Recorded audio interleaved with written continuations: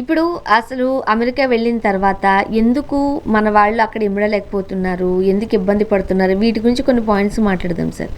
సాధారణంగా ఇక్కడి నుంచి మనం అక్కడికి వెళ్ళినా సరే అమెరికన్ కల్చర్లో మనం అంటే ఇన్వాల్వ్ కాలేకపోతున్నామా, మేము అదే మనకి పోయినప్పుడు డ్యామేజ్ చేస్తోందా?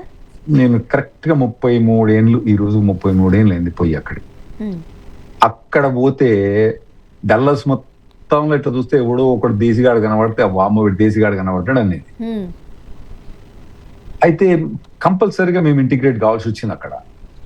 కొన్ని టౌన్స్ లో పోతే ఆడ ఇండియన్సే ఉంటారు. వాడు చూసి ఎక్కడి నుంచి వచ్చినావు ఈ ప్రపంచం ఎందుకంటే వాడు నల్ల తెల్ల చైనీస్ వాళ్ళు తెలుసు కదా, మనల్ని ఎప్పుడు చూడలేవాడు. అటువంటి ప్రదేశాల్లోకి పోయినాం అన్నట్టు. అప్పుడు ఇమ్మడాల్సి వస్తుంది మనం.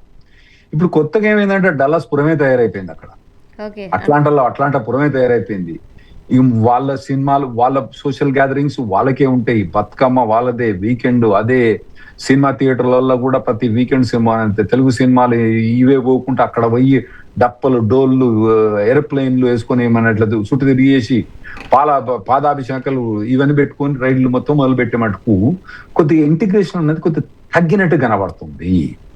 ఇంకోటి ఏంటంటే వీళ్ళు కంపెనీస్ వల్ల ఇప్పుడు 1000 మంది ఉన్నారు అనుకోండి, అందులో ఒక 100 మంది ఇండియన్స్ ఉన్నారు అనుకోండి, ఓన్లీ ఇండియన్సే కలిసిపోతా అంటారు అన్నట్టు. లంచ్కి పోయినా కూడా, డిన్నర్కి పోయినా కూడా, ఇటువంటి అన్ని సోషలైజేషన్ కూడా. సో ఇవి కొద్దిగా తగ్గియాలి మనము. అంటే మన ఇండియన్ సర్కిల్స్కే మనం పరిమితం అవ్వడం వల్ల మన గ్రోత్ కూడా డౌన్ అవుతుంది డౌన్ అవుతుంది. రైట్.